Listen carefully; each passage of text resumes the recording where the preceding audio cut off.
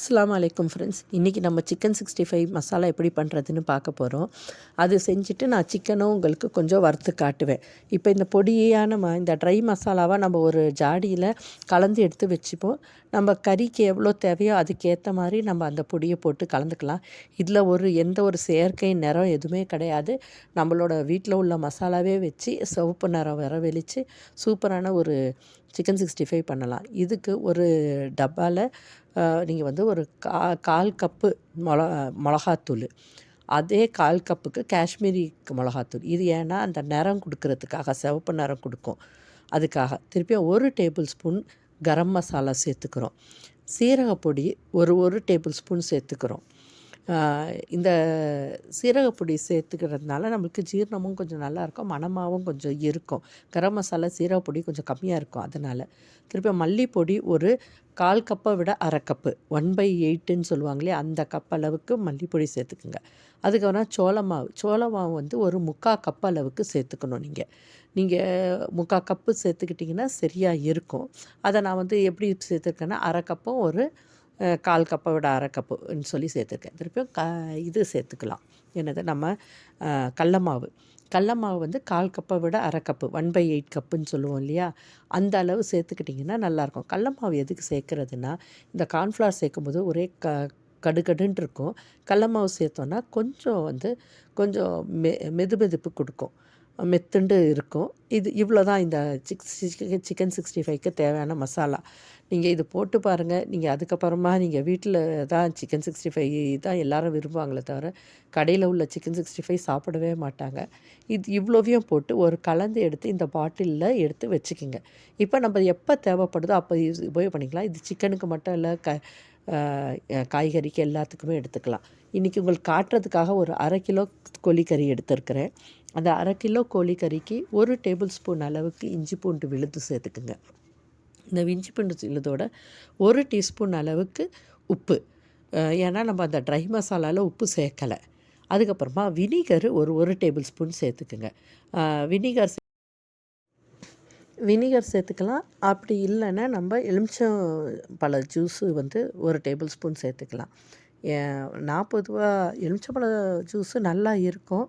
ஆனால் வினிகர் சேர்த்தோன்னா கறி உடனே கொஞ்சம் நல்ல சாஃப்டாகி நல்லா இருக்கிற மாதிரி ஒரு நினப்பு. அதனால் அப்படி கேட்பேன்.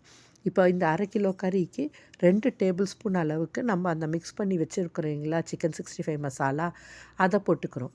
அதை போட்டு கையால் தான் பிணையணும்.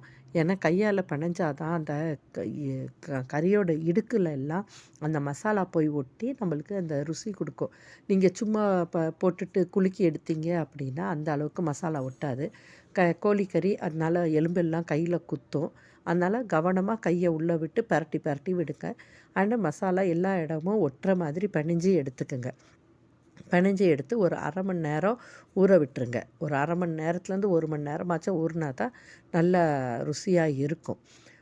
எடுத்து நீங்கள் ஃப்ரிட்ஜில் வச்சிடலாம். இல்லை மசாலா தடவி வச்சுட்டு சமையல் எல்லாம் முடித்த பிறகு நீங்கள் வறுத்தீங்க அப்படின்னா இது சரியாக இருக்கும். அடுத்தது என்ன டிப்பு அப்படின்னு சொல்லலாம் அப்படின்னா, இப்போ எண்ணெய் பொரிக்கிறதுக்குள்ள எண்ணெய் ரொம்ப காஞ்சிடக்கூடாது. ஓரளவுக்கு சூடு ஏறி இருக்கும் இல்லைங்களா, ரொம்ப கம்மியாக இருந்துச்சுன்னா எண்ணெயில் நீங்கள் கறி போட்டதோட மசாலா பிரிஞ்சு வந்துடும்.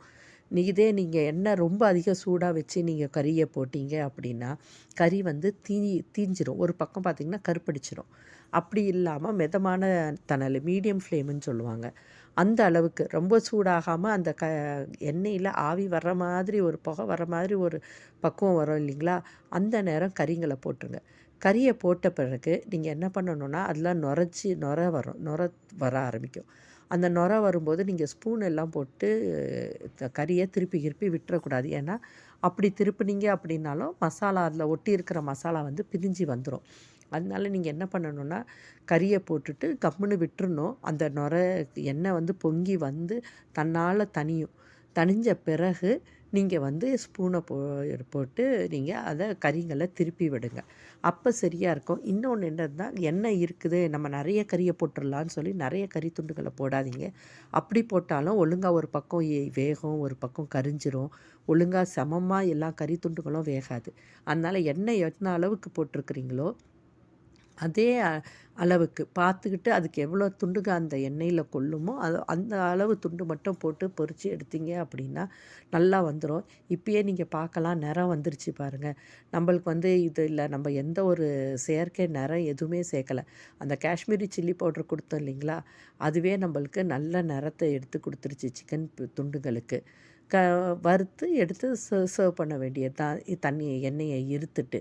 இத இப்போ இந்த சிக்கன் 65 மட்டும் செய்யணுன்றது இல்ல. இந்த மசாலாவ நீங்க ரெடி பண்ணி எடுத்து வச்சுக்கிட்டீங்க அப்படின்னா, நீங்க வந்து கொ இதில உருளைக்கிழங்குக்கு இந்த மசாலாவ போட்டு ஃப்ரை பண்ணலாம். காலிஃப்ளவருக்கு போட்டு ஃப்ரை பண்ணலாம்.